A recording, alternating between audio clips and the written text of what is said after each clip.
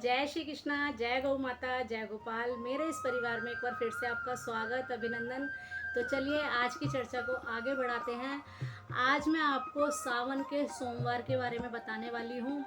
इससे पहले की वीडियो में आप लोग जानते ही हैं कि 24 जुलाई को गुरु पूर्णिमा है और उसके बाद सावन का महीना लग जाएगा। भगवान शंकर की इस महीने में बहुत अच्छे तरीके से विधिवत तरीके से पूजा अर्चना की जाती है। तो मैं आपको आज सोमवार के बारे में और श्रावण मास के बारे में बताने वाली हूँ। देखिए, सोमवार सावन के महीने में किए जाने वाले सोमवार के जो व्रत होते हैं वो बहुत ही फलदायी और महत्वपूर्ण होते हैं। यदि आप ज़्यादा कुछ नहीं कर सकते, वैसे कोशिश कीजिए कि आप व्रत कर सकें। और सोमवार इस बार 4 सोमवार आ रहे हैं सावन के महीने में, तो कोशिश कीजिए कि आप 4 सोमवार के व्रत कर सकें। यदि आप 4 के नहीं कर सकते तो आप पहला और चौथा सोमवार रख सकते हैं। यदि आप पहला और चौथा ना रख पाएँ तो शुरू के 2 या फिर आखिरी के 2 सोमवार रख सकते हैं। आप अपने हिसाब से देख लीजिए, जैसी भी आपकी सामर्थ्य हो उस हिसाब से आप व्रत रख सकते हैं। वैसे तो सोमवार के शंकर भगवान के जो श्रावण के व्रत होते हैं या सोमवार के भी व्रत अगर आप रखते हैं तो इसमें मीठा भोजन किया जाता है। श्रावण में खीर का बहुत बड़ा महत्व होता है। तो जब आप व्रत रखें और जब उसको आप खोलें, पूजा करने के बाद जब आप भोजन ग्रहण करें, उसमें आपको खीर जरूर लेनी चाहिए। कुछ लोग तो एक समय भोजन करते हैं तो उसमें लेकिन मीठा ही होना चाहिए भोजन में। तो आप भोजन में पक्का भोजन लें, पूड़ी लें या पराठे लें, जो भी आपको ठीक लगे, और उसके साथ खीर ज़रूर होनी चाहिए। या आप खीर ना, वैसे तो खीर कोशिश कीजिए बना सकें और भगवान शंकर को खीर का भोग लगाएं। यदि आप नहीं बना सकते तो कुछ मीठा ज़रूर होना चाहिए। यदि आपको कोई प्रॉब्लम है, परेशानियाँ, देखिए मैंने हर बार आपको कहा है कि यदि आपको कोई परेशानी है तो आप उसके हिसाब से व्रत पूजा अर्चना कर सकते हैं। अब मान लीजिए किसी को बीपी आदि की शिकायत है या कोई ऐसी दवाई खाते हैं जिसमें आपको नमक आदि लेना ही पड़े, तो आप यदि पूजा करेंगे तो व्रत करेंगे तो आपको दिक्कत हो जाएगी, तो फिर व्रत का भी कोई फ़ायदा नहीं है और आप उसे पूरा भी नहीं कर पाएंगे। तो इससे अच्छा यही है, और ये चीज़ें शास्त्रों में और गुरुजनों ने भी इसके लिए थोड़ी सी हमें स्वतंत्रता दी है कि यदि कोई परेशानी है तो उसमें आप नमकीन भोजन भी ले सकते हैं। पहली कोशिश आपकी रहे कि मीठा भोजन करें। यदि कोई परेशानी है तो आप नमकीन भोजन ले सकते हैं। यहाँ मैं आपको एक बात और बता दूं कि कुछ लोगों को दवाइयाँ जब लेनी होती है व्रत में भी कई बार छोड़ देते हैं और कई बार नहीं लेनी जरूरी पड़ जाती है। तो ऐसी अवस्था में क्या करें, तो गुरुजनों ने इसके लिए भी स्वतंत्रता दी है कि यदि आप कोई भी दवाई लेते हैं और उसमें आपका कोई व्रत बीच में आता है तो व्रत में आप दवाई ले सकते हैं, उस दवाई को आप ना छोड़ें। ये मैंने संतों के मुख से, व्यासपीठ से सुना है। तो हमें बहुत साधारण और हम परेशानी बिना झेले कोई भी पूजा अर्चना कर सकें, इसके लिए हमें संतों ने, हमारे शास्त्रों ने बहुत प्रकार से छूट दी है। तो कोशिश करें जिस प्रकार आपका शरीर साथ दे, आपकी सामर्थ्य हो, आप पूजा पाठ करें।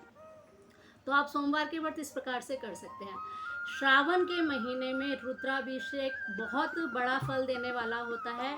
इसमें मैंने आपको सोमवार के व्रत के बारे में, जो श्रावण में सोमवार आएंगे उसके व्रत के बारे में बताया। आप इसमें जो जिसे हम पंजीरी कहते हैं, आटे को भूनकर उसमें मीठा, बूरा या चीनी जो भी है मिलाकर भी भोग लगाना चाहिए और इसको भी आप प्रसाद रूप में ले सकते हैं।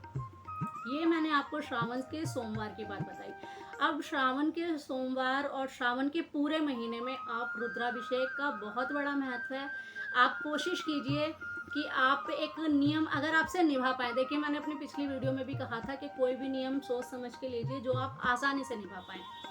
तो यदि आप रुद्राभिषेक का, पूरे महीने के रुद्राभिषेक का नियम लेते हैं, संकल्प लेते हैं, तो बहुत अच्छी बात है। और संकल्प आप लेंगे तो पूरा भगवान कराएंगे ही कराएंगे। तो आप पूरे महीने भी रुद्राभिषेक कर सकते हैं। यदि आप पूरे महीने नहीं कर सकते तो सोमवार के सोमवार कीजिए। वह भी नहीं कर सकते तो कम से कम पहला और आखिरी सोमवार कीजिए। और प्रदोष का जो व्रत आता है उसमें भी आप जरूर कीजिए। या आप जो शिवरात्रि आएगी इस महीने की, जिसमें कि कांवर भी चढ़ाई जाती है, उसमें भी आप रुद्राभिषेक कर सकते हैं। आपको जैसे ठीक लगे आप रुद्राभिषेक जरूर कीजिए। रुद्राभिषेक रोज भी जब आप अपने घर में भी कर सकते हैं। मैंने पिछली वीडियो में पूरी जानकारी दी है, आप वहाँ पर भी जाकर देख सकते हैं। तो आप रुद्राभिषेक बहुत आसान तरीके से कर सकते हैं। अपनी आने वाली वीडियो में मैं आपको बहुत जल्दी रुद्राष्टकम और लिंगाष्टकम का पाठ भी करके बताऊंगी, जो कि आप डेली भी कर सकते हैं। और यदि आप ना भी कर पाएँ तो वीडियो को आप डाउनलोड कीजिए और उसको ऑन कर लीजिए और आप पूजा करते रहिए, अभिषेक करते रहिए, और वो साथ में पाठ भी आपका चलता रहेगा, तो वो भी आप देख सकते हैं। मैं अपनी आने वाली वीडियो में आपको देने की कोशिश करूँगी। तो आप रुद्राभिषेक कीजिए, पंचामृत से भगवान को स्नान कराइए। जो भी आपके पास चीज़ है उन्हीं चीज़ों से बिना तामझाम के आप भगवान की पूजा अर्चना कर सकते हैं। आपको कोई भी वस्तु मिले तो बहुत अच्छी बात है, नहीं मिले तो मानसिक रूप से घर पर पूजा कीजिए। बेलपत्र, शमी पत्र, धतूरा, जितनी भी चीज़ें हैं मिलती है अच्छी बात है, नहीं मिलती तो मानसिक रूप से प्रभु को कीजिए कि हम मानसिक रूप से आपको ये अर्पण कर रहे हैं, आप इसे स्वीज जाते हैं। वह तो आशुतोष हैं, भगवान भोले भाले हैं, तो वो तो एक लोटा गंगा जल या सादे जल से भी रीझ जाते हैं। तो बस आप इसी प्रकार से सावन के महीने में आप भगवान शंकर की पूजा अर्चना कीजिए। और आप कोई भी मंत्र नहीं जानते तो सिर्फ आप ओम नमः शिवाय, ओम ओम ओम, इनमें से जो भी मंत्र आपको अच्छा लगे। ओम नमः शिवाय तो आप चलते फिरते जब मर्जी कर सकते हैं और कोई ऐसा बड़ा मंत्र भी नहीं है। तो आप इन तरीक़ों से बिल्कुल, मैंने आपको ये इतनी आसान विधि बताई है कि वो आप बिना किसी परेशानी के आसानी से कर सकते हैं। लेकिन फिर कह रही हूँ कि जब आपका शरीर साथ दे और आप में सामर्थ्य हो, उसी हिसाब से आप पूजा अर्चना करें।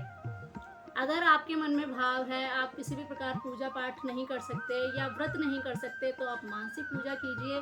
व्रत नहीं कर सकते तो केवल आप पूजा पाठ भी कर सकते। आशा करती हूँ आपको ये जानकारी जो मैंने आपको दी है वो आपको बहुत अच्छी लगी होगी और आपके लिए उपयोगी होगी। यदि इसके विषय में आप कोई भी प्रश्न मुझसे पूछना चाहते हैं तो आप मुझे कमेंट्स में लिख सकते हैं। मैं आपके उन प्रश्नों के उत्तर देने का प्रयास करूँगी। तो आज की वीडियो में बस इतना ही। अगली वीडियो में मैं आपको किसी और जानकारी के साथ मिलती हूँ।